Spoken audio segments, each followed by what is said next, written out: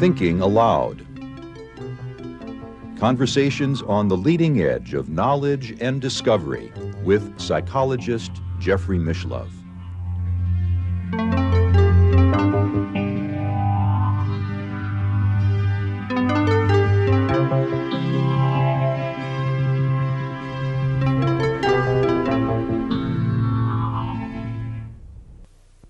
Hello and welcome. I'm Jeffrey Mishlove. Today we're going to be exploring the holographic model of reality and its implications for ourselves, our bodies, and the world around us. With me today is Michael Talbot, author of several books including Mysticism and the New Physics, Beyond the Quantum, Your Past Lives, and most recently, The Holographic Universe, as well as 3 novels. Welcome, Michael. Thank you, Jeffrey. It's a pleasure to be with you. Nice to be with you.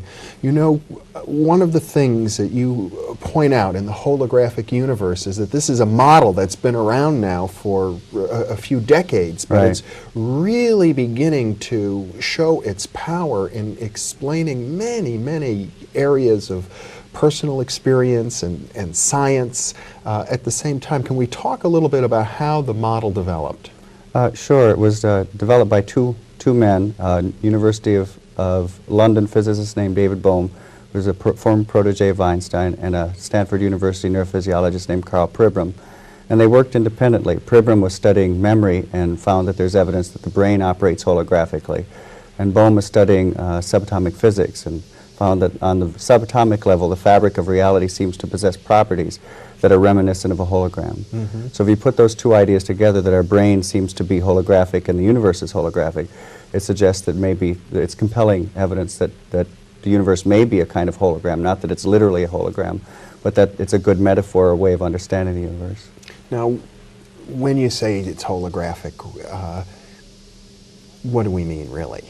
That, in a nutshell, that reality may be more plastic and changeable, like an image, than a solid construct, a sort of sticks and stones world. It has a couple of other implications, one of which is that a hologram has an unusual property. If you take a piece of photographic film that has a holographic image encoded in it, that means that you cannot see the image with your naked eye. You have to reconstruct the image, you have to shine a laser through it. So if you have an image of a rose in the film, shine a laser through the rose, you'll get a three-dimensional image of the rose on the other side. You cut that film in half, shine a laser through each piece, you'll get a whole rose out of each piece, which is a very unusual property and sort of boggles the imagination at first. Cut it in 4, you get 4 roses. Cut it in 8, you get 8 roses. So if the universe is a hologram, it means, as William Blake said, that quite literally you can find the universe in a grain of sand, that every portion of the universe contains some semblance of the whole universe. That's very profound. Very. It's mind-boggling, and you know, one of the things that you point out in a footnote of your book that I would like to mention is that this doesn't apply for many of the kinds of holographic images that are popularly sold as pendants and the like that don't require laser light. Right. Every talk I give, someone comes up and says they cut the hologram in half on their credit card and ruined it and didn't get the effect. And it only applies to those images that you cannot see with the naked eye, that you have to reconstruct. If you were to look at holographic film, it might look like ripples on a pond unless the laser light is shined through it. Right. There's no decipherable image in the film, and it very much does look like ripples in a pond, like when you drop pebbles into a pond. There are all sorts of little circles. They're called interference patterns. Right. The same as when you drop 2 pebbles in a pond and the ripples crisscross. That is exactly what is in the film. It's the crisscrossing of the laser light that's recorded on the photographic film. So there's the sense about a hologram that there's 2 levels. One is this 3-dimensional image that's projected, and it can look so real that you want to reach out and touch it. And then the other level are these interference patterns. Right. That reality in a hologram can manifest in 2 ways: as a concrete image, or as this sort of indecipherable blur of energy. And an analogy to this is when you're watching Johnny Carson on your television set. That's really, his image is encoded in 2 ways. One is as the concrete image on the TV set. One is as the blur of radio waves permeating the living room. And if the universe is a hologram of some sense, in some way, it suggests that there may be 2 very drastically different levels to reality, that the concrete reality we see, when we look at these chairs and at the trees and the clouds and everything like that. Our bodies. Are just one way that reality manifests, and that at some deep level there's a level of reality where everything dissolves into an ocean of energy that is holographically interconnected, where every portion of the universe is contained in every tiny area of the universe. So that implies that this notion that we go about our everyday lives with thinking of ourselves as separate from each other and the cup is separate from the coffee that goes in the cup, that these notions are somehow, what would you say, superficial or contradicted at a deeper level? They're artificial, definitely, and Bohm really stresses this, and it's a very interesting notion because in our Western way of thinking, we're so attached to the idea that when we come up with a concept like an apple or an electron or whatever, that exists out there, and we forget, it's kind of like fish unaware of the water in which they swim, that the conceptual pigeonholes we use, words, to describe reality, are phenomena inside our head. They're not out there. And most of the time this is a philosophical quibble, but when you get down to quantum physics, and this is one of the reasons that Bohm came up with the holographic idea, it starts to have real effects. And one of those is it's been discovered that if you take two subatomic particles like electrons, that in certain instances, when you do something to one, it will always affect the other, no matter how far apart they are. It's kind of like stories that you've heard of identical twins where when one is hurt, the other feels the pain. And the problem is that we can find no process known to physics that explains how these could be sending a signal back and forth. In fact, because it would have to be faster than the speed of light. Instantaneous. It would have to be an instantaneous signal, and Einstein's theory of relativity said you can't have instantaneous signals because it would mean that you could violate the time barrier and conceivably call your grandfather and tell him not to marry your grandmother. And most physicists say, well, this would be just too troubling to incorporate into a rational picture of reality. Bohm explains it in a different way, which is a very interesting way, and he says, if you imagine that you've got an aquarium in which you have a fish swimming, you have a TV camera facing the front of the aquarium, one facing the side of the aquarium, and you have a monitor attached to each camera. Now you also imagine further that you come from a culture that's never seen aquariums, never seen fish, never seen monitors or cameras. All you are privy to is the two images on these screens. He says that maybe, you know, if you look at these two screens, you're going to see a side view of a fish and a frontal view of a fish. And because you don't know what the deeper reality is, the reality of the aquarium, you may assume that these are two separate things. But two different fish. Two different fish, two different objects. But every time one fish moves, the other is going to make a corresponding movement. And you may then jump to the conclusion that somehow the one fish is signaling the other or communicating the other to say, hey, do this, instantaneously. And Bohm says this is what we've done with subatomic particles, that we assume that an instantaneous communication is going on when that's not really what's going on at all. At a deeper level, a very holographic level of reality, every particle in the universe collapses to a sort of cosmic unity. They're not signaling each other. They're like that fish where there's the level of the aquarium. And so what that means, talking about words, is that there is no separation between electrons. Furthermore, there's no separation between people. And this has all kinds of very boggling implications, one of which is that we've always tried to understand, for example, psychic phenomena, like how could I get information out of your head in my head, as some sort of signal going back and forth. But if we're organized, if we live in a universe that's organized holographically, you no longer have to tackle it that way. It could be that I have the entire universe and every neuron, every cell, every atom, every electron in my head, and you do also. So when we can access that, we can access information that seems to be beyond our normal sensory reach.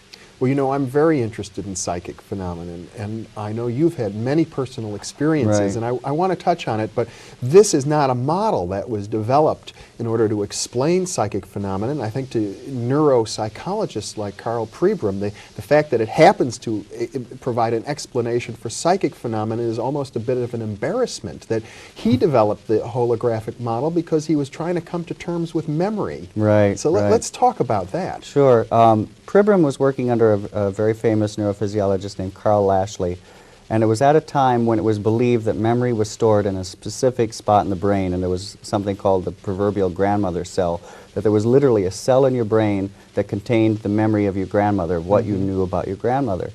And so they did a rather gruesome series of experiments for animal lovers, but it came out with some very profound information. They took rats and they taught them how to run mazes. And then they would surgically remove various portions of the brain, Pribram and his mentor, Carl Lashley.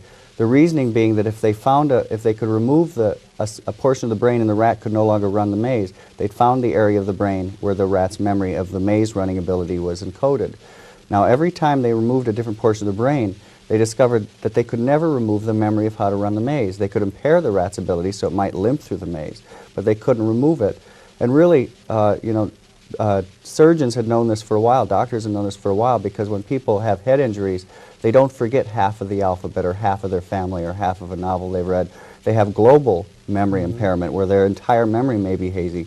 But memories don't seem to be stored in our heads in the same way that books are stored on a shelf.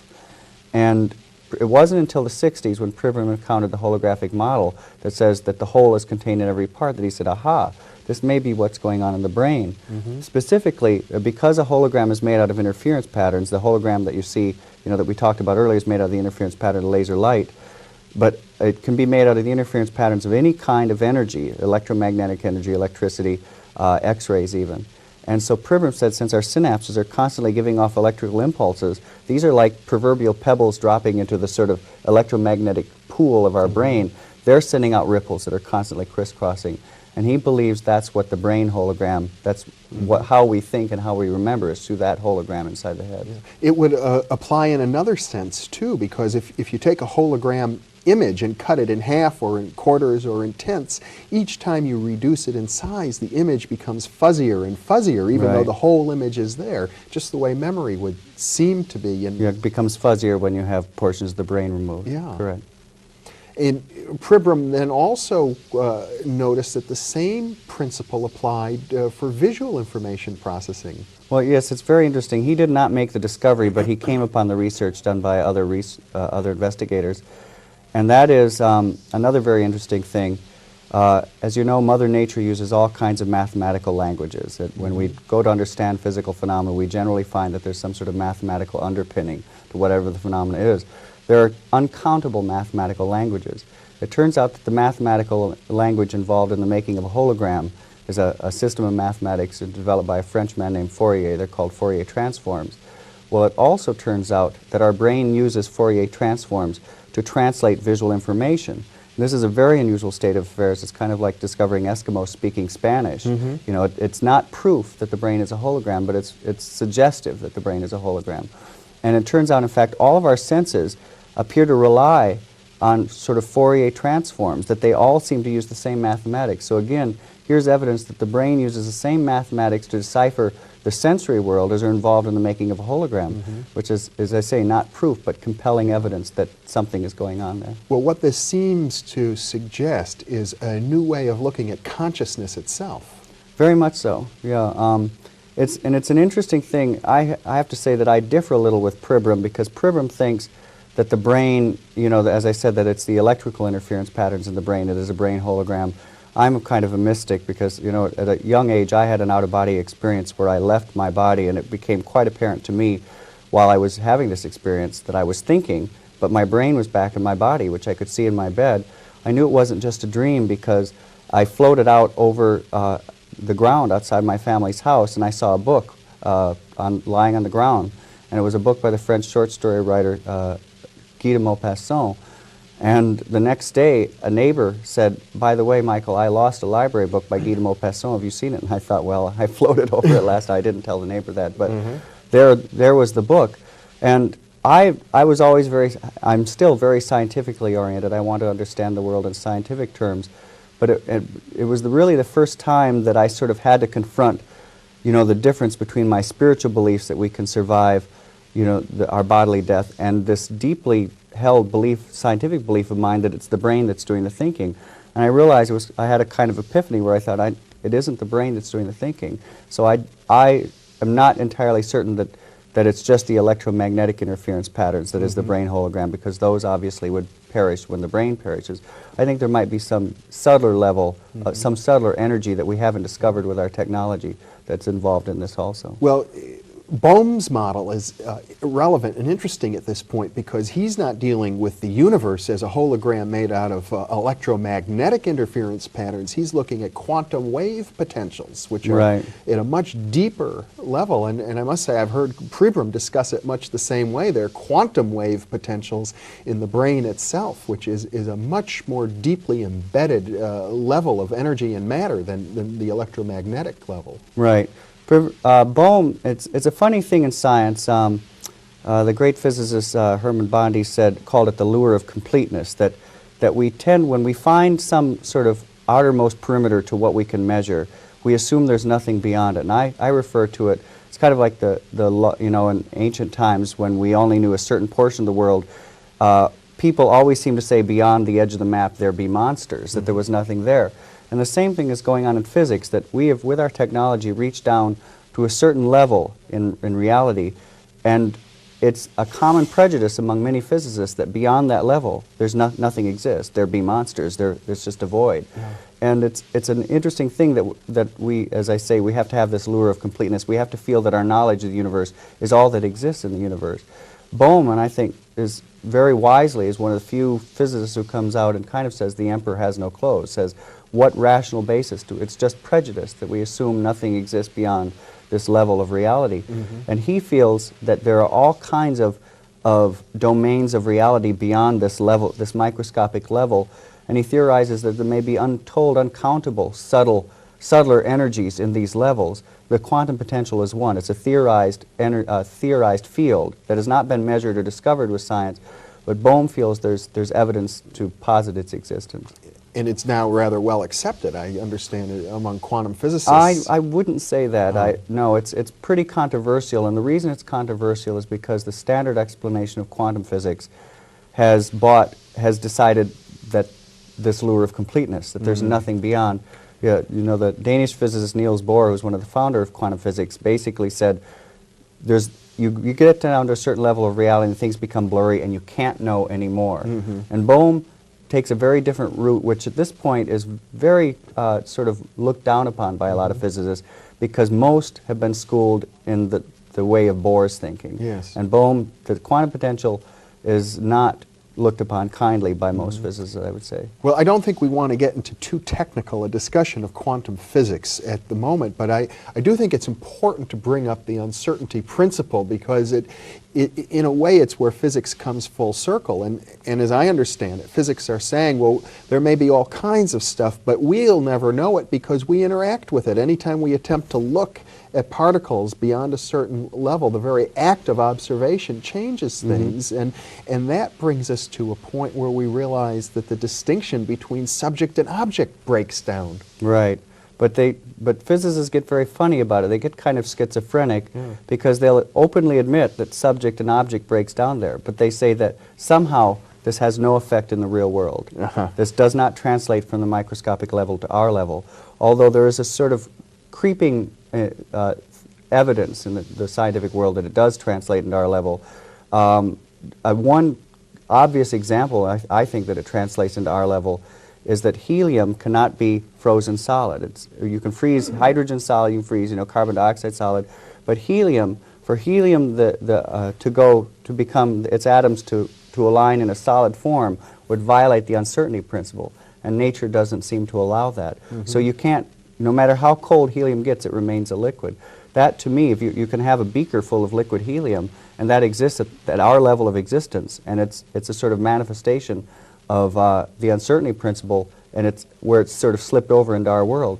There are other things going on right now where there's a device called a squid, which is a sort of electrical coil in which it looks like we may be able to demonstrate that the current, if you say which direction is the current going in the coil, it's going both directions at once, which is kind of an impossibility, but to simultaneously do that too is a quantum phenomena, that these two realities are overlapping. So I think we will cross that barrier. Well, I must admit, Michael, I'm not sure that I totally grasp the implications of those examples, but the examples I would like to focus on that do seem more relevant are the ones that suggest the enormous ability of the mind to affect systems in the body, the placebo effect, the work with healing and visualization. Well, this gets away from Bowman into Pribram, but it's equally interesting with equally profound implications. Pribram, as I said, says that we're thinking with holograms inside our head, and that out there exists something that's more akin to the radio waves in the room from which your TV gets the image. So in essence, we're kind of conscious TV sets. And what we think is reality when we look out here is really just the image on the TV set inside our mind, but doesn't exist out there.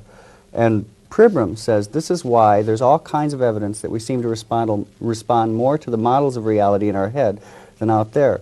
In the holographic universe, I give an example of a psychologist who did a study where he took soldiers and marched them all the same distance, but he told some they marched Like he'd march them all 30 miles or 20 miles, but told some they marched 10, some they marched 20, some they marched 30.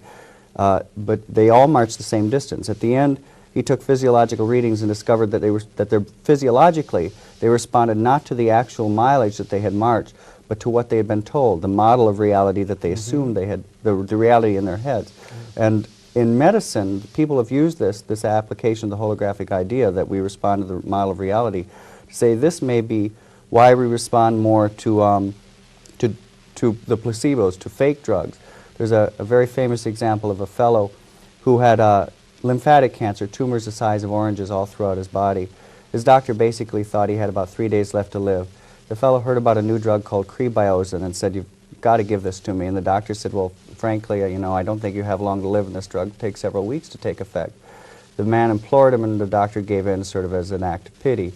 He gave the man Crebiozin, and 3 days later, the man's tumors melted, as the doctor put it, like snowballs in a hot stove, completely gone out of his body, faster than the strongest radiation treatment could have melted them away. The man is up and around, walking around his hospital room, resumes his normal life, seems to be completely cancer-free. Several months down the line, he reads an article saying Crebiozin isn't that effective. Boom, boom, boom, all his tumors come back. He's back in the hospital. The doctor starts to realize that maybe it wasn't the drug that cured the man, but the man's belief. So he lies to the man and he says, "Those articles are wrong. Crebiozin is effective, and in fact, I've got an even more potent version of it." He injects just salt water into the man's veins. Again, the man's tumors melt away. He resumes his normal life. Unfortunately, many months down the line, he reads final studies on Crebiozin saying it's completely ineffective. Boom, boom, boom, his tumors come back and he dies. But the bottom line is somehow this man had the ability to access some deep level of healing himself. It wasn't the drug, because salt water worked just as well as this alleged drug. And so again, here's an instance where he responded to the model of reality in his head, this deep belief that this drug would heal him, even though he wasn't even receiving the drug at a certain point in his treatment. And his body responded in kind. And that, to me, is the most exciting aspect of the holographic idea. And there are countless examples of it. There's a study of a new chemotherapy in England where they took a group of cancer patients. Half the patients they gave the drug, half the patients they gave a placebo, a fake. No one knew who was receiving the real drug or not. They told all the patients, "This is a very toxic drug, may cause you to lose your hair." 30% of the people receiving just the fake lost their hair. And when I first heard this, I immediately thought, oh my gosh, about every donut that I'd ever eaten in my life, and thought, oh, this is really bad for me, that I may be responding to the model of reality more than the nutritional aspects of the donut. Well, I think the stories of this kind have been known to scientists for hundreds of years, but they've kind of been dismissed because scientists haven't had a good way to look at the possibility that consciousness can affect physical systems. We think of consciousness as an epiphenomenon. Right. But if one considers that there are standing waves, interference patterns in the brain, holographic images, it gives consciousness I hate to use the term mechanism because I don't think that's quite the right term, but it gives people a model in which they can begin to appreciate more the role of consciousness. That's true, and it can be applied in another way, because if the universe is organized holographically, we've always believed that there is no connection between the brain and the body, and of course, for most of the history of medical science in the West. In the past couple of decades, we're starting to say there's a connection, and we're sorting out certain pathways, the neuropeptide systems, that sort of thing. But if the holographic model is correct, there are so many interconnections between the brain and the body, there ceases to be a division. So it becomes almost a moot point to say, what is the pathway? How is the brain connected to the body? Because there's no difference, just like there's no difference between those two electrodes. Well, and to take it a step further, as you do, one might say there's no solid, clear-cut distinction between ourselves and the rest of the whole universe. This has profound implications for spiritual experiences, of which you've had quite a number, and perhaps in the time remaining we should touch on more of those. Yeah, very much so. As I said, I've always been very interested in science, but I also grew up with a lot of very unusual experiences, not the least of which is that I grew up in a house with a poltergeist haunting. So I had all kinds of examples of psychokinesis, of objects moving about on their own when I was growing up. And it really was a strange in the sense that for me it was normal, and I had to learn that it was abnormal, and rather painful learning. And as I grew up, and my friends would find it very strange that these things would occur. And one of the things that Bohm says, because Bohm addresses the topic of psychokinesis, is again, we don't, we may be mistaken to try to approach psychokinesis by saying what energy is leaving the brain to move the object, because as Bohm says, there's no division between the objects. Psychokinesis means mind over matter. Right, moving the objects was just the power of thought alone. That we are as connected to that object as borderless, we're a continuum with the object, as the patterns in a carpet. So for us to move the object may be, Bohm says, just an act of resonance, of realizing that there's no division between us. And can we talk for a moment about the issue of life after death, or spiritual experiences of other realities? Yeah, that's one of the areas you had mentioned earlier, that one of the exciting things about the holographic idea is that people have taken this and explored all different realms. That some have used it to say this is how acupuncture works, because it turns out that there are little micro-acupuncture systems where you can find the entire body in the acupuncture points of the ear. Recapitulated in, right, in the ear, yes. Right. So we've talked about the placebo effect. Some have said that the holographic idea applies in near-death experiences. One of these individuals is Kenneth Ring, who is at the University of Connecticut, studies near-death experiences. And it's interesting because in report after report of people who have been declared clinically dead, go to some apparent other level of reality and then come back, they refer to this other level of reality with terms like frequency and energy and even hologram, that it's a more plastic level of reality where thought seems to create things instantly. There are instances of people having near-death experiences where they think they're hungry and instantly food appears. Or perhaps an even better example, when people find themselves out of their body, there are cases where people look down and see that they're in a naked body and they go, oh my gosh, I'm naked. Instantly they have clothing on. Now we don't assume that clothing has a soul, that it has a spirit that survives. So somehow it appears that the mind can sort of pull out of this ocean of frequency a hologram of clothing. And this is what Ken Ring says, is that we're entering deeper into the hologram when we have near-death experiences, when we leave our bodies. So there's so many different areas that have kind of been at the fringes of our understanding that we can now begin to look at with new eyes. Michael Talbot, it's been a pleasure to have you with me, and for those of you watching, you may be interested in knowing that this discussion will be part of a Thinking Aloud Inner Work videotape available along with an additional hour of discussion going deeper into these questions with Michael Talbot. Michael, thanks so much for being with me. My pleasure, Jeffrey. And thank you for being with us.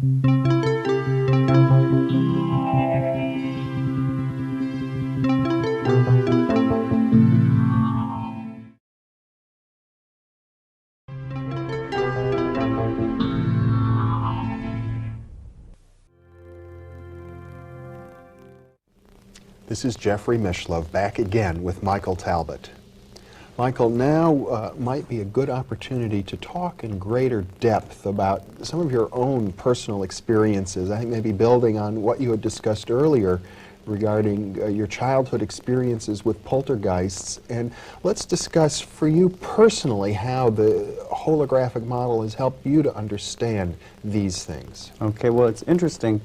I was asked recently, when did you really start writing the holographic universe?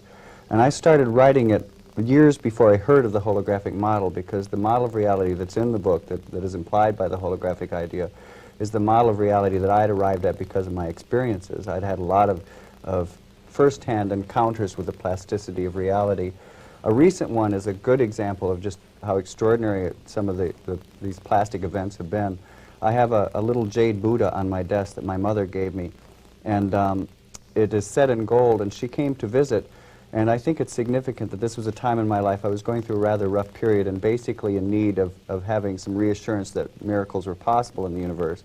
And when she saw the jade Buddha sitting on my desk, she said, "Oh, I remember giving you this," and she picked it up, and I stood by her as we watched it, and as we looked down at the Buddha, there was a little explosion of red light, and a sphere of red light expanded out from the Buddha. And after it was gone, a red stone had appeared in the Buddha's head. And I don't know if it was a ruby or a rhinestone. I've been kind of afraid to have it tested. I don't know how I'd respond if it had been a miraculous rhinestone appearance.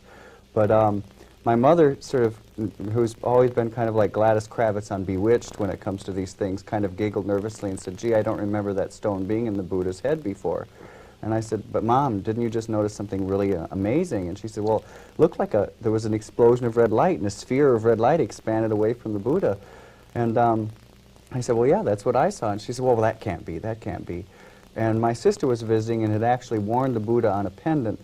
And so I said, well, she had told me that my sister wore it. And I said, well, let's call her in and see if she remembers it being there, because even I've experienced these things. You still have this sort of gnawing skepticism, go, gosh, this can't be. Can reality really be this plastic?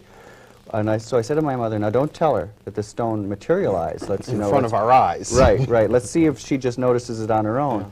And my mother, bless her heart, when my sister comes in, she goes, okay, I won't tell her. But the moment she came in the door, she goes, Pam, the stone just appeared out of nowhere in this Buddha's head. So we didn't have, a sort of straight scientific approach to it. But that's just one example. There have been many. I talked about the poltergeist. I grew up having all sorts of precognitive visions of the future, which at a very early age taught me that time wasn't as linear as we thought, and things that we don't even have sort of scientific pigeonholes to put in, like a UFO encounter, and encounters with occasionally with beings that appear to be spirits. I'm not quite sure what they are, but beings that aren't physical beings, and things that were just part of the natural warp and weft of my life, have always been. And as I say, it really came as a shock to me to discover that other people didn't know reality was plastic, and that's why the holographic idea excited me so. Well, now let's talk about it a little more, because I think conventionally people who have these experiences search in our culture for an explanation, and explanations are not readily forthcoming from mainstream institutions. Or you could buy into a religious viewpoint and think of angels, or you might go to folklore and talk about the little people, or you might draw on theosophy or occult traditions. But what added insights do you get out of viewing these things in terms of a holographic model that you don't get from some of these other perspectives? Well, there are two implications, or two added insights. One is that, the science that we all learned in high school science class does not allow us to understand these things. The holographic idea is really the first sort of scientifically couched idea that says, here's how these things might be possible. But there's another, I kind of think, an even more profound implication of the holographic idea, and this gets back to this notion that Bohm says that if everything is a continuum and infinitely interconnected, all of our ideas, all of the words we use to describe the world are artificial, are sort of just come out of our own belief systems and don't exist out there. And that's something that's had a deep effect on my thinking, because it means when I've had these experiences, I don't jump, as I said, that appear to be spirits. I say this because I've had, for example, had a few years back had an encounter with the spirits of several wolves that appeared, that I could see through their bodies. I mean, several wolves appeared in my apartment. I could see through them. They were there for about 10 minutes. And this was an experience that I might easily go, well, these are ghosts, these are power animals, these are demons. But I hold my judgment open. I don't know what they are, but I know that these things are possible. And I think it's important not to jump to conclusions, because we may miss the larger picture. Most people might think I'm going crazy. Well, I don't anymore. I mean, I never seriously thought I was going crazy, because I'm very emotionally healthy, mentally healthy. And these things have always been positive in my life, have always assisted me, and have always been a good thing, helped me survive. And those people who don't know, there were many years when I didn't tell people I had these experiences, and no one thought I was crazy. And, they might have had I told them the experiences. But the rest of my life has always been, I'm a very sort of ordinary person, except for those things. And I think, that craziness is, if you have an experience of a non-ordinary reality, that's not evidence of craziness. Craziness is if you have some sort of pathological problem, something that's destructive to your health or well-being, and I've never had that. But I think it might be a bit glossing over from what you've told me already, Michael, just to say that, say, your poltergeist experiences were 100% positive. Well, that's true, because nothing, I mean, again, we're putting our own intellectual pigeonholes over it. There were negative aspects of the poltergeist. Would you mind telling the whole story? Sure. The poltergeist, I always thought the poltergeist started when I was 5 years old, and it started raining gravel down on the roof of my family's home at night. And at the time, we didn't think this was paranormal. No one knew what was going on. I grew up in Michigan. We lived in a very rural area in the midst of the woods. My father would go out with a shotgun because he thought someone must be doing it, and he could never find any evidence that someone was doing it. He'd shoot the gun off into the air. In the morning, he'd go up and sweep several shovelfuls of gravel off the roof. And then things became very definitely paranormal when whatever this manifestation was, went into the house. One of its favorite things to do was to throw the vacuum cleaner around you didn't always see it. Most often you didn't. My mother, if she were vacuuming and turned the vacuum cleaner off and left it in one corner of the room and would leave the room, you'd hear it crash and go back into the room and be in the opposite side of the room. Occasionally you would see things. I saw on one occasion a glass all of a sudden just came swooping through the room from no apparent source. The windows were closed. There was no one there who could have thrown it. The poltergeist was also fond of throwing, strangely enough, pieces of drift glass and broken beer bottles or pop bottles that you find worn smooth on the beach. And once in my New York apartment, because the poltergeist followed me wherever I moved until I was in my early 20s, I actually saw one of these things materialize. I was just sort of daydreaming, looking up near the ceiling, and all of a sudden, out of nowhere, this strange little brown thing appeared, and as I looked at it, it came zooming down at me, hit me in the chest, dropped to the floor, and it was one of these pieces of glass. And so these were, extraordinary things, but at the same time, I and my family became so accustomed to them. I have two sisters that if we'd be playing, because another thing the poltergeist would do was stomp all over. It would stomp up the stairs, down the stairs, through the rooms. You hear bang, bang, bang, bang, bang. And if we were playing, it got so, if we heard something stomp up the stairs and glanced over to the stairs and there was nothing there, we'd just go back to playing. It was so mundane a part of our existence. And you said they did have negative aspects. It wasn't all positive. That's true because one of the things that I discovered and has caused me to believe that the poltergeist was an unconscious psychic projection of mine is that it was always colored by my moods. And most of the time I was in a good mood and it was mischievous. It would do silly things, like one morning I woke up with dried spaghetti noodles all over my chest and no explanation. I lived alone and unless a burglar broke in, boiled some noodles, and threw them on my chest, I don't know where they came from, and I have no history of sleepwalking or anything like that. Another instance, it took all of my socks, draped them over the plants in my house. Silly things like that. But if I were in a bad mood, if I were going through some sort of rough time in my life, the poltergeist became nasty. And there were a few occasions, not many, where stigmata-like bites would appear in my hands. A couple of times, needles or metal objects that were halfway between nail and needle would appear out of nowhere, just zoom into my flesh. This only happened twice. And things like that. So you could construe those as negative, but on the other hand, I view them as positive because I learned so much from them. Well, I think it's important to mention this because, in a lot of the folklore, these kinds of manifestations are associated with the demonic. And I think by using the lens of a holographic model, you're able to see it in a different light. That's true, and it's important to note that. And one of the things that I've learned from it is when these negative things were happening, there were occasions, even though I'd had lengthy experience with this poltergeist, that I'd start to think, oh my gosh, maybe I'm being demonically attacked. When I believed that, it started to manifest even more as a demonic attack.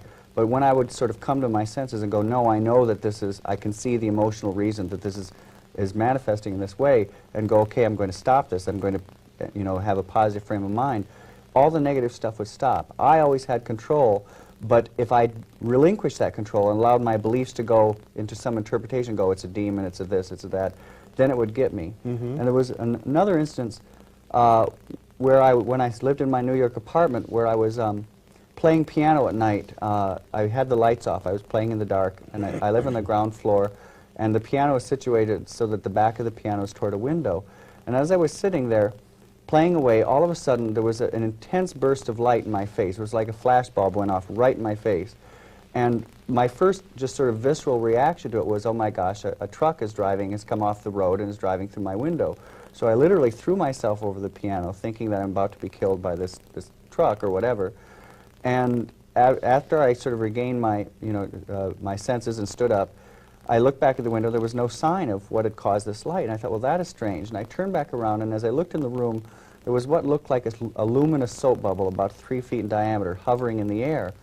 And it sounds strange, but it terrified me because people go, what's so scary about a luminous soap bubble? But it was so unexpected and yet so real. And I started moving my eyes from side to side to see if it was an after image on my retina. I started blinking to see if it would go away. And it was as real as the tables and the chairs. And there was a distinct sort of feeling of evil coming from it.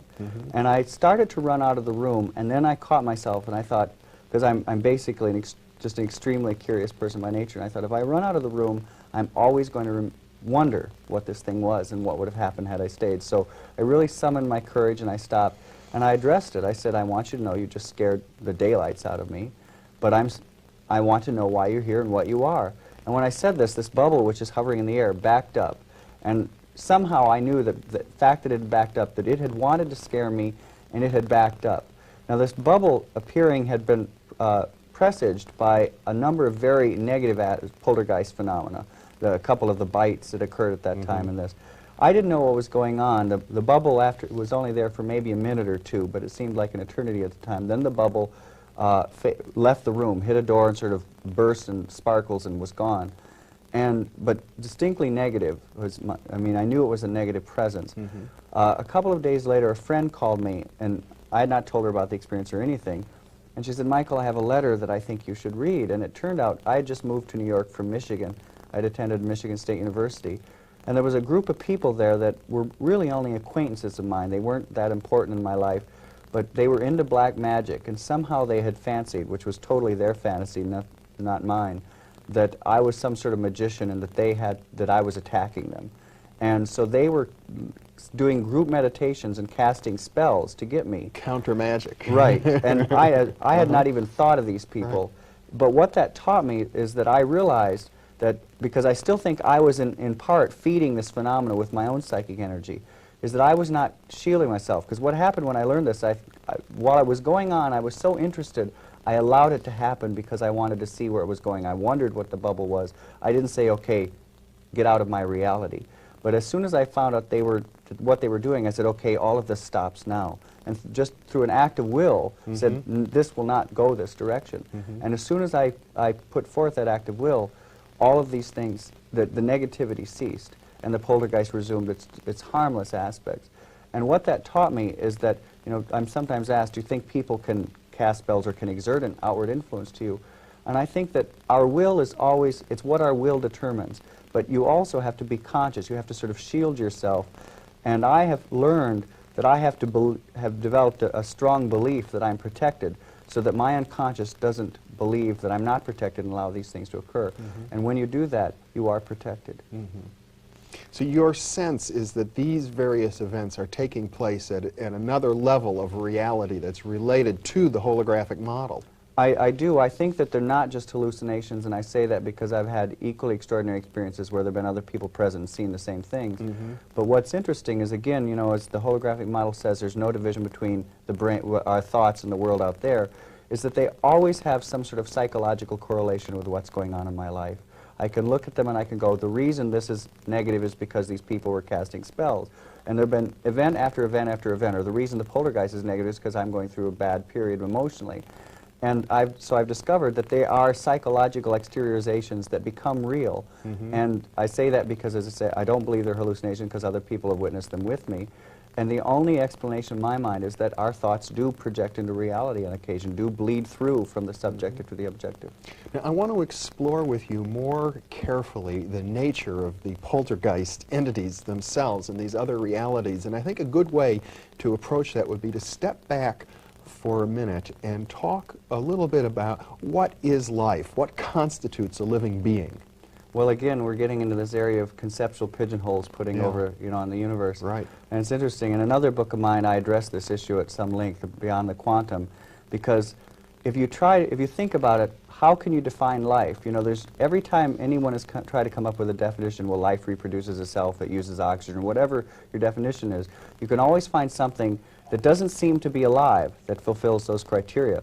My 6th grade science class, my teacher gave a list of things that categories or qualities that she said, this typifies a living thing. And it occurred to me that fire fulfilled all those qualities. And I said, you know, excuse me, does that mean fire is alive? She said, well, no, obviously not. And I said, well, how does this, you know, mesh with your definition? And this was addressed a few years back in a book called Life Beyond Earth by a physicist named Gerald Feinberg and a biochemist named Robert Shapiro, where they try to come up with a definition of life. And in a strange kind of way, they arrived at a definition that, in my mind, says that everything is alive. They don't quite interpret it that way, but they said life is, the more ordered a phenomena is, the more that you can assume it's alive. But again, order, how do we recognize order? Order is something that we recognize with our heads. And in quantum physics, there's, like Bohm, for example, says that electrons appear to be alive, and he's not alone. There are a number of physicists who think that every portion of the universe is alive.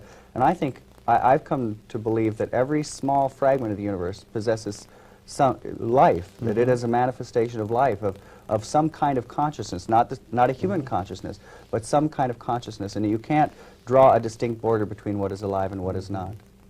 I might just mention parenthetically that one of the best works I'm aware of in this regard is Arthur Young's book, The Reflexive Universe, in which he discusses the amazing qualities of a photon that seem to exhibit consciousness. Yeah, particles seem to make decisions in unique ways. Yeah. You can shoot an electron at a barrier. If you throw a pebble at a window, it either hits the window and bounces off, or it hits the window and breaks through. You shoot an electron at a barrier, it can do all kinds of things. It can hit, bounce off, it can stop just before the window, dematerialize, materialize on the other side. It can stop just before the window and reverse its direction. And these, you cannot take any electron and predict what it will do, just like you cannot take any human being and with absolute certainty predict what it will do, which is, there's a sort of uncertainty principle in life, and I think it's this quantum indeterminacy that everything possesses, living and what we formerly called non-living. So as these holographic patterns, these interference patterns come together, they form like standing waves in a sense, and these holographic standing waves can manifest in different ways. I mean, your experiences are quite unusual. I doubt if many viewers will have the kinds of experiences that you have, and yet I think they're very important for us all to know about, because they represent things that are kind of on the fringes of our own experience in different ways. And what you're suggesting is that there's a kind of, I don't know the right word, and of course you pointed out the problems with words, but a quasi-lifelike quality to these poltergeists that it doesn't quite fit the old occult models. Like, I don't... No, no, they represent, Carl Jung said that our complexes, the sort of belief systems or the agendas that manifest in our consciousness are quasi-independent, that they take on a life of their own, and yet they're a projection of our consciousness. Not a projection, but a manifestation of our consciousness. And to me, the poltergeist was like a complex. It was like one of these semi-autonomous things, but it wasn't only inside my psyche any longer. It manifested, it exteriorized. And I think, you look, there's so many phenomena like this that we try to interpret it as objective. The UFO phenomena is a classic example where it just doesn't seem to fit a purely objective explanation.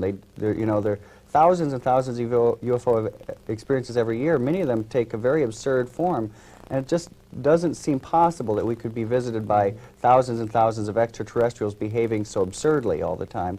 And yet the evidence is very substantive that there's something going on. And I'm not the first. Many people have looked at this and said, gosh, there seems to be a psychological quality to these things, and yet they seem to be real. And I believe, I've coined the term omnijective, that the universe is all omnijective. It's neither subjective nor objective, that everything possesses qualities that we associate with both. And the UFO phenomenon, if you look at it, it can almost, I believe, can be interpreted like a dream. That there are metaphors and symbols, that it speaks in the language, what Erich Fromm called the forgotten language, the language of the psyche, this symbolic language of the dreams. And in fact, all of the mystical experiences I've had, instead of looking for them and going, this is an angel, this is a ghost, this is a spirit, I look at them, I go, this is real, and other people have seen it. But what is its psychological meaning? What is it meant to teach me? How is it a projection of my consciousness, my psyche, and perhaps the psyche of those who have witnessed it with me? Let's go into more detail and more depth about your own personal encounter with this poltergeist, how you came to understand what it really was for you. Well, I don't know how I came to understand. I always just sort of knew it was a projection of mine. I mean, when I was a very small child, I didn't, because you don't have the intellectual savvy of an adult. But as I grew older, it was just so obvious to me that it was such a direct reflection of my interior landscape, of what was going on in my psyche, that I automatically assumed it was. And it came as a shock to me when I started reading about poltergeist that people didn't just accept that matter-of-factly, that of course it is one of the standard explanations is that it's a projection. But there's still people who say maybe it's a spirit, maybe it's this, maybe it's that. And so I don't have a specific point in time where I went, aha, this is the event that teaches me. I always just kind of understood it. But you developed some kind of a relationship with it as time went on. I did develop a relationship with it, and I guess, the one thing that did help me understand it in those terms was an experiment conducted by the parapsychologist A.R.G. Owen, where he and a group of people got together and they decided to to hold seances, but instead of conjuring up a ghost, they decided to create a ghost. So they named him Philip, and to make sure that they were creating this ghost, what they did is they constructed an artificial history for Philip, but one that contained historical inaccuracies. like they said he was he lived, in the Middle Ages, but the king at the time that he lived was not the king that actually lived in those times. It was a king that had died before. Fictional ghost. A fictional ghost. Yes. And they held the seance, and there's another interesting thing in this, is that they approached it first by being very mystical and very solemn and sitting around a table and holding a seance in that way. Nothing happened. And then they read about the research performed by an early investigator that said the Victorian seances were always very boisterous. They drank, they laughed, they sang. So they started holding seances where they laughed and they drank and they sang. And boom, Philip started to manifest, would start to answer through table wrappings. And it became clear that Philip was a projection of the group, in the sense that, like Philip, for example, enjoyed certain songs. And he happened to enjoy certain songs that the group enjoys singing. However, if one member of the group wasn't there that night, Philip might drop one of his favorite songs and have no knowledge of it. So it seemed that that member was contributing that favorite song. On the other hand, Philip was quasi-independent because he made up some things on his own that no one was consciously adding to his history. One of the things they said is that he had left his wife and fallen in love with a barmaid. And Philip, through this table wrapping communication, they said, "Oh, by the way, I never loved her. I just went away with her, but I never loved her." And he came up with that. No member of the group had fabricated that aspect of Philip. And if you think about it, this too is a quality of the psyche. I learned this once when I was, I used to have a problem where I would nervously pull out the hairs in my beard. And I thought, okay, I've got to stop this. And so just through an act of will, I went cold turkey on this habit, as one has to do with habits. And I was sitting and typing at my word processor one day, and all of a sudden I realized that I was typing with one hand, and I thought, why am I typing with one hand? And I looked down, and my other hand was sneaking up to pull a beard hair out. A part of my psyche was trying to fool myself and pull this out. So it became quasi-independent. That habit was part of me, but it was also autonomous. You created it, and then it developed. It develops its own agenda. Let me speculate a little bit, because throughout this entire program, I've had this urge to pull something out of my eye, and I looked in the mirror earlier, and I realized there are no hairs. There's nothing tickling me. I thought there was, and yet I kept feeling it like that. That could be an example of some kind of a holographic standing wave, or morphogenetic field, and anyone who's meditated knows that. When you try to quiet your mind, you're assailed by one thought after another, and they seem to assail you, not you bring them in. They have their own independence, their own agenda.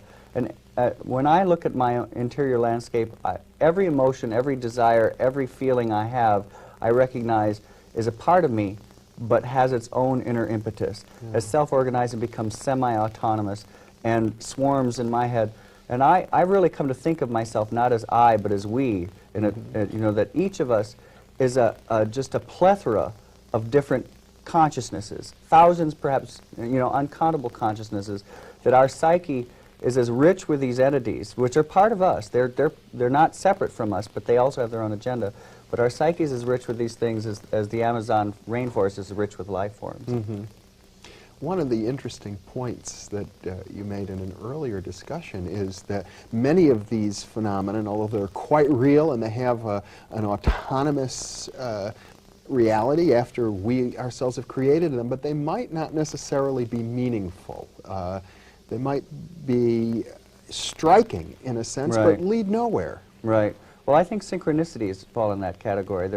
Synchronicities are meaningful coincidences, things that seem to be just coincidence, but occasionally are incredibly meaningful. Sometimes they're not. I had a series of synchronicities where one morning I was doing push-ups, and I had the TV on, and there was a game show, and I wasn't consciously watching the game show, and all of a sudden as I'm doing push-ups, I realized that I answered one of the questions without consciously focusing on what the game show was about.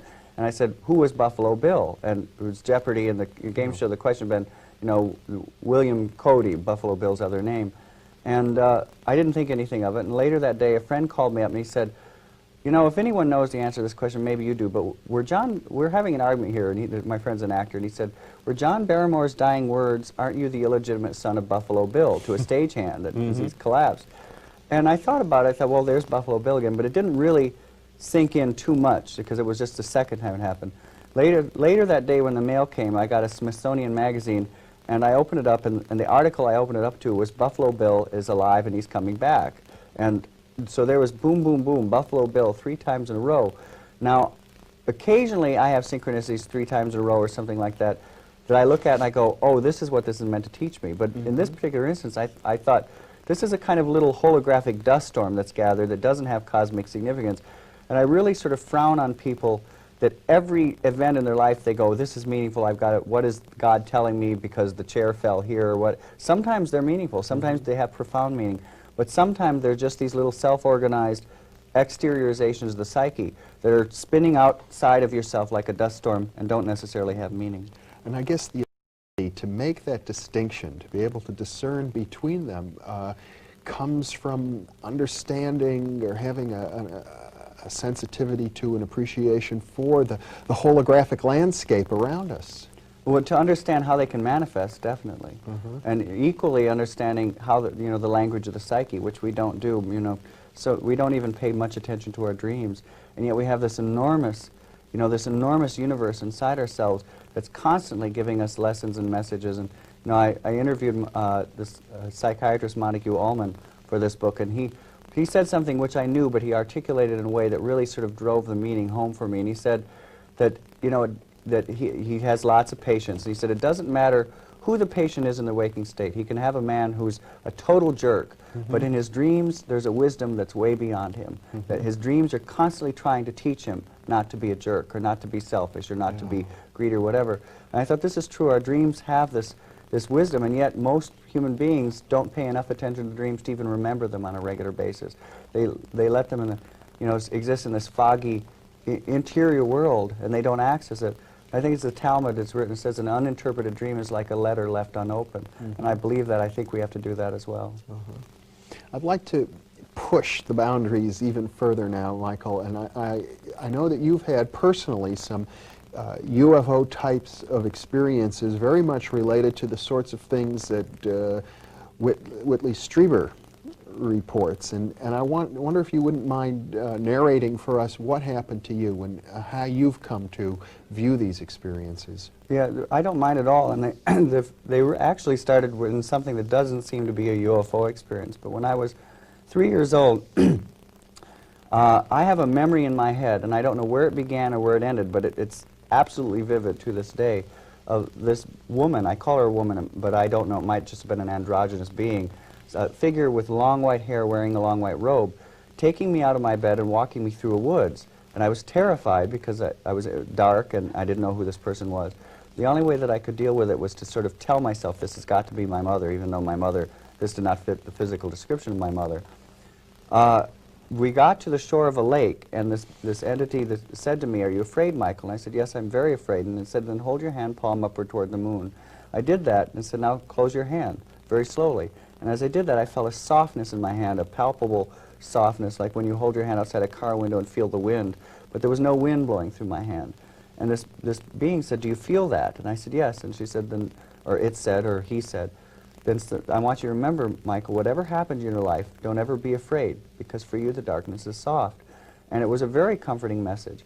And then a couple of years later, I told my mother about it, and she didn't quite know what, said no, being took you out or whatever.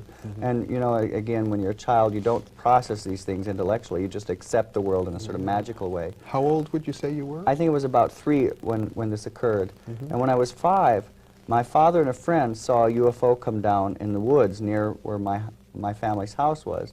And it was then obscured by the trees, but out of the trees came 2 figures. First, a man in a black business suit carrying an attaché case, which was completely absurd, and at the time we did not know that this is a common motif in UFO lore, that in UFO experiences they're called the men in black. Of course they don't make sense if they're extraterrestrials, unless they're like, extraterrestrial Amway salesmen or whatever, but so they were just, completely nonplussed by this experience. Then out of the woods came this figure with long white hair and a long white robe, and the man in the business suit vanished, walked off into the thicket and was gone. But the figure with the long white hair and the long white robe stopped in a cornfield and stood there. My father and his friend became very frightened, drove back because my mother, myself, and my father's friend's wife were camping out less than a mile from where this had occurred. They came back and they got us in the car and they said, "This amazing thing happened." They told us the story, drove us up. And when I looked at this being, I thought, oh, it's her. I always called her the woman in white. It's the woman in white. But again, as a child, you don't necessarily even mention these things. I didn't say, "Oh, by the way, that's her," to my parents.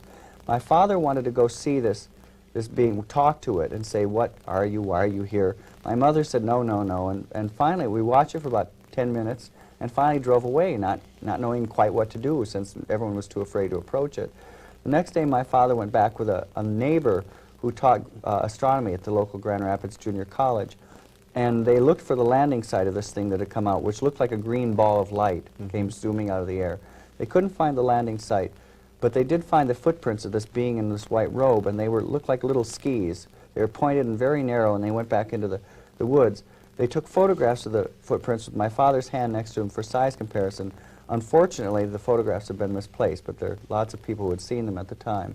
And that experience, after that occurred, is when the poltergeist phenomena manifested in the house. And it's become known now in UFO phenomena that poltergeist hauntings often follow UFO sightings. And this is further evidence that UFOs aren't just a purely objective phenomena. They seem to blow some sort of psychic doorway open in people when strange things start happening. And with me, I believe it blew some sort of gasket open that allowed this psychokinetic essence or energy to come out. And when I look at this and try to interpret it in terms of, as I say, extraterrestrials, it just doesn't make sense. I believe that, I don't quite know what it is, but I believe the universe has many, many levels of reality. I think UFOs are non-physical. I definitely think that we're not necessarily meant to interpret them at face value. Now, when you say non-physical, are you implying that they're not part of this holographic reality either? They're a different channel on the holographic television set, a different channel than our physical universe is on, is what I believe. And I think they're uncountable channels on the holographic TV. And probably as many civilizations and such a richness of life on those levels as there is on our own planet, in our own universe, probably. And that there are probably consciousnesses and civilizations that are advanced enough to bleed through, but maybe some of these things also, we don't, you know, they may be like just at the level of wildlife, you know, in their mentality, but on another level of reality. They may not be sophisticated, but they may have the ability to sort of manifest in a form that fools us. And actually what I think is going on is that when you encounter something that is truly of another reality, you can't, your perceptions and trying to pull it out of this blur of energy and make it into a hologram don't quite know how to put it into form. And so I think that the reason there are many psychological motifs in UFO experiences is because there's something going on, but the surface appearance is a product of the person's own psyche. In other words, a lot of what's going on in these various holographic realities are like ink blots. Right. They can be interpreted like dreams as well, that they have psychological symbols in them. But they're also something real there, because UFOs can be tracked on radar. They leave circles, you know, on the ground. They leave traces of physical evidence. And so I think, I'm reminded there's a story, I don't know if it's apocryphal, I've never really been able to track it down. It's been attributed to Darwin Magellan, but something to the sense that if you use Magellan, that when Magellan first went ashore in Tierra del Fuego, that the natives saw that he came ashore in rowboats, but he left his ship anchored out in the harbor. And they said, well, how did you get here? And he said, in that ship. And they couldn't see the ship. Yes. Now, we certainly know that there's evidence of this. You know, there are tribes in the Gold Coast of Africa that can't see photographs or can't see movies. And that there's sometimes, you know, that there seems to be our cultural upbringing imprints in us what we can perceive, that sometimes we literally can't perceive something because we don't have the vocabulary, the cultural and perceptual vocabulary to see it. I think UFOs fall into that category in a very extreme way, that they are so alien to our ordinary perception that our brain really pulls deep psychological baggage out of our psyches to hammer them into some form. And when we look at them and read them at face value, like that they're abductions or whatever, I think that we're looking at our own unconscious interpretation of the phenomena, and that we have to go deeper. We have to see beyond our own psychological baggage to truly begin to recognize and understand what's going on. Well, it would seem to me that it's true that we've been blinded by our culture. We're very much like the people as described in Plato's cave, who can only see the shadows on the wall and not the light. But yet I feel that something's happening. There's a movement in the culture. The very fact that you can take rather respectable scientific concept like the holographic model of the brain and the holographic model in physics, and see that it can be, without a lot of stretching, used to incorporate many of these very things. And Pribram, for one, acknowledges that as well, suggests that, right or wrong, the model is helping us to open our eyes to these things. I think so, yeah. It's interesting, there's sort of a bit of a movement afoot to begin to look at these things, you know, because it's kind of the story of the blind man and the elephant, where they go up, one touches the trunk, one touches the leg, and says, well, this animal's like a snake, no, this animal's like a tree, because they're not seeing the whole picture. And there are various researchers, for example, Ken Ring, who I mentioned earlier, the near-death experience researcher, who said, look, let's look at UFO experiences, let's look at shamanistic experiences, and let's look at near-death experiences, and look at their similarities. Maybe they're all portions of some proverbial elephant that we're missing. And I think he's right. I think that they're all experiences with the other channels on the holographic TV set, and when we interpret them at face value, they're extraterrestrials come here to abduct us and perform genetic research or whatever, we're being like the blind man and the elephant. Yeah. And we've got to look at the larger picture. Yeah. Now, have you, in your adult life, had further UFO experiences as a follow-up? Well, I have had, as an adult, I had a period when I was in college where I was driving with a friend, and we saw a UFO and got out of our car. We were going from East Lansing, Michigan to Saugatuck, which I believe was something like a 2-hour drive. I'm not quite sure, but we knew how long the drive was supposed to take. We got out of our car to watch this UFO, and we watched it for what we thought was about 5 minutes, and we made no other stops. And when we arrived at our destination, all of our friends said, "Where have you been? You're hours late." And this was the first time that we looked at our watches and realized that we had this proverbial missing time, that we had lost time. Now, I've had people try to hypnotize me, and unfortunately, I have not gone under to be able to access what occurred in that missing time. But I believe that, you know, something, you know, I had some encounter with this non-ordinary reality that we're, in this particular instance, labeling UFO, but as I say, it's just the tip of the iceberg of something vaster. Yeah. Now, you mentioned the pieces of the puzzle earlier, and one piece that we haven't touched on I'd like to bring in now relates to past lives. You've written a book, Your Past Lives, on this very topic. Do you see it relating? Oh, I do very much so. I think we human beings know so little about the universe. And I had another personal experience that I had was when I was a very small child. I remembered my past lives, fragments of them. I did not know the word reincarnation. I was very confused. But the memories and my realization that I had lived before were so vivid that I wouldn't call my parents Mom and Dad. I didn't understand why these two kindly people were saying they were my parents, because I knew I'd had other parents. And I thought, where am I? Why am I here? And I remembered different periods of history, and I didn't know what periods they were. It was a visual memory, and it was very confusing for me. And I would always manifest all these strange habits. I drank incredibly strong black tea. Like at the age of 6, I was brewing myself tea whenever I could get away with it without my parents finding out. I sat cross-legged on the floor. I would never sit in furniture. It took years to train me to sit in chairs. And lots of things. I remembered various ways that I died. I would ask my mother, I'd say, well, do you remember when I drowned? Why did I drown? She didn't know what I was talking about.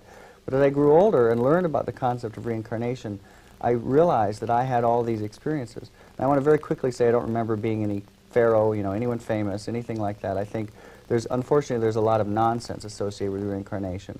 And such as the idea, why does everybody think they were Cleopatra? Right, which I think people, you know, if you have 8 people who think they're Cleopatra, you don't have evidence of reincarnation, but of something a bit more frivolous. Yeah. And but the research doesn't show that everybody thinks they were somebody famous. No, quite the contrary. No, quite the contrary. There's a past life researcher, a psychologist named Helen Wambach, who's deceased now, but she regressed large groups of people, hundreds, and sent them back to various past lives. And what she would do is she would pick a time period, for example, the 1850s, 60s, and say, were you alive then, and if so, where were you? Figuring that if people were fantasizing, even at an unconscious level, that they would associate that time period with the Civil War, and she would come up with a lot of Civil War past lives. She didn't. And in fact, in all these literally hundreds and hundreds and hundreds of examples of past lives, she had no one who remembered being anyone famous. She also had things that seemed to very much mesh with historical reality. Only 10% of the past lives that her subjects had lived were lived as aristocratic lives or in lives of luxury. The other 90% were grueling as peasants, as laborers, you know, eking out, you know, hunter-gatherers, that sort of thing. And some very interesting historical pieces of information came out, like she'd started to discover that at various time periods, people described forks as having, like at one point, people said forks had 2 prongs, then they had 3, then they had 4. And this is a very obscure historical fact, but that is the progression of the fork. So there are things like that, but as I say, no famous people, and it did seem to reflect historical reality, not fantasy, because who would fantasize being a peasant or a laborer, you know? Well, now, we've talked about past lives, we've talked about poltergeists, we've talked about UFOs, and we've talked about the holographic model in science. How do you integrate these? Well, I think they're all part of the same reality, that we live in a spiritual universe, that I very much believe that our soul lives many, many lives and goes through these things. And I think at this point in our development that we have manifested in the physical because we don't have a consciousness that's developed enough to deal with reality with its full grandeur and plasticity. That for us it would be very frightening if there weren't solid rules, if everything started to slip and slide. But I think as your soul goes along, it starts to learn to deal with more than this reality, with other levels on the holographic television set. And when you start to open those doorways, that's when reality, the plasticity of reality, starts to seep in. But then you go through a sort of shamanistic rite of passage, because you've got to go through, most people go, put an interpretation on it. They go, oh, this is an angel, or this is, you know, a demon, or a UFO abduction. And if you do that, you're missing the basic lesson of shamanism, which is that everything that you experience in the non-ordinary reality of the shaman has psychological meaning for you. That you are entering a level of reality that responds so directly to your thoughts that your every thought helps what manifests. And in that instance, you can't ask what is there, but why have I created what is there? And I think that's the lesson that our souls are learning as we evolve. In other words, one might say that these various so-called paranormal experiences, or what my friend and mentor Arthur Young would call "oh wow" kinds of experiences, they serve another purpose, and it's not an obvious purpose necessarily, but perhaps ultimately it's to push us somehow into a higher state of consciousness, to force us to try and understand the deeper meaning. I agree with that, and they're a natural manifestation of the evolution of consciousness. As your soul evolves, you start to open up the plastic levels of reality, and these things start to enter. And that in itself teaches you, you know, that it may not necessarily be that the universe is saying, here, I'm giving you this to teach you, but you are manifesting what you have to learn about yourself. Just as we manifest moods and beliefs that we have to learn about if we're to deal with them properly. These are things that manifest in a very profound and paranormal way, but are still Rorschachs, as you said, are inkblots of who and what we are as souls. Yeah. You know, you speak in your book, The Holographic Universe, of higher states of consciousness, of, you know, sort of the evolutionary force of all of this. I wonder if we can go into that now. Well, I think, as I said, I think that we are evolving as consciousnesses, as souls, and I think that eventually we can move on to other levels of reality, non-physical levels. There are other channels, what I've been calling other channels on the cosmic TV set, the holographic TV set. And I think that to deal with those channels, that we are really just infants. The human race, you know, we tend to think of ourselves as very advanced, but we're really like, one of the metaphors that I use is we're like babies sitting at the control panel of a jumbo jet. Our soul is infinite and has infinite capability, but for us to learn how to access those things, we are at the moment babies at the control panels just flipping switches and occasionally causing profound things to trip into our reality, but not quite understanding them and certainly not controlling them, not seeing that the real evidence, for example, of a synchronicity is that our psyche does have reverberations in the world out there. And if that's the case, you know, how do we begin to really look at how to manifest things, you know, not just simple coincidences, but positive things in our life, and control our thoughts enough that we don't manifest bugaboos and demons and things like that. Because we are like the sorcerer's apprentice.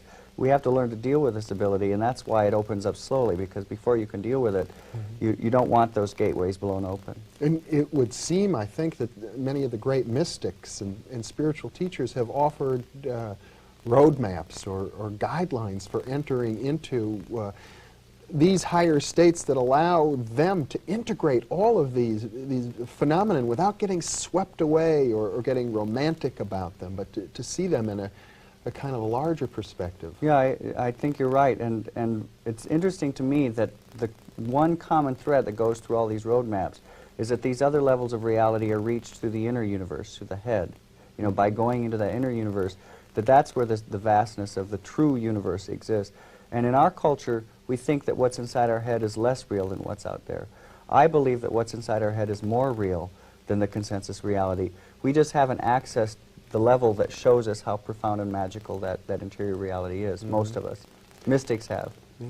And there's even a sense, if we push it, that the very notion of what's inside our head, that we would even think in those terms, is a function of maybe that we're caught in what the Hindus call Maya, the illusion that's created by the holograph. We see ourselves as the holographic projections rather than as the source of those projections. Right. Well, I in the holographic universe, I say that we're children that have not yet learned to color out without coloring books. We can't just freestyle draw. And that's why we're locked in this apparently solid, substantive reality. Because for most of us, our consciousness is at a point where if we were thrust into a level of reality where we could instantly manifest as real anything that we thought about, we don't control our thoughts and our emotions enough to manifest only good things. We'd start to worry about, you know, something and manifest that. And so for most of us to access those levels of reality would be kind of like being on a very bad LSD trip. And that's why we're growing. But at a certain point, we won't need the comforting borders and boundaries of Maya, of this physical universe. At a certain point, we'll learn how to move beyond. Well, and that sounds like something of the story that you went through in coming to terms with the poltergeist experience. Yeah, in all of my experiences. I mean, every one of them has taught me, as I say, not only about the universe, but more importantly about myself and what I have to deal with. Because I think the most spiritual thing a person can do is, you know, sometimes people say to me, gosh, I wish I had your experiences. What can I do? Can I meditate? Can I say a mantra? And sometimes the best answer is to see a therapist, deal with your own baggage, because that's what you have to deal with first. You know, I learned this, when I was on book tour, I did a radio interview, a New Age radio interview in San Francisco, where the man who was doing the interview was a substitute host. And he didn't know that we had confirmed the interview, so he was sitting as the airtime was approaching, sweating bullets, thinking I might not be there. When I arrived, he just bit my head off, really screamed at me and said, how dare you not confirm? And we had confirmed. He didn't know that. And he said, you know, get in here. And so I went into the control room, and he sat down, the light went on, and he leaned toward the mic, and he said, hello. And he started into this New Age thing, and I thought, this is just very wrong. You know, this is not, you know, you cannot be a smiling spiritual person if you've got all this undealt with baggage. And that is the most spiritual thing that we can do, is to learn to deal with the here and now. If you're an insecure person, you deal with your insecurity. You don't try to move objects with your head, you know, psychokinetically. And those are the things, because if you don't deal with those, you're not going to be in a very pleasant situation in that outer reality, in that holographic reality. It's not going to be pleasant for you until you have this inner peace and health in your own psyche. Well, now what you're suggesting here is something, I think, more profound than just a simple platitude or a moral truth. What I think, if I can read into what you're saying, it has implications for science. It seems that for the scientific community to be able to come to terms with the many things that we've been talking about and to understand the full realization of, possible through the holographic model and other comparable models that are being developed now, it's going to require a level of personal development on the part of those scientists. Very much so. They just won't be able to get it. I mean, I'm constantly astounded, you know, reading about some of the individuals, the men who worked on the atomic bomb, and they're asked, you know, well, didn't you ever think of the implications? They go, frankly, no. That's, you know, why? You know, what has happened to us that we can develop something that a brilliant mind can develop an atomic bomb without thinking of the implications? And that's because we don't look at the larger picture. They had their nose to the grindstone, so to speak. They were so interested in the physics of it, they didn't think of what the implications were. And clearly our world is in desperate straits because we've done this over and over again. We've gone off in one direction or another with just one value parameter, you know, without, you know, like, well, this will help us get energy, but it might destroy the ozone layer or whatever.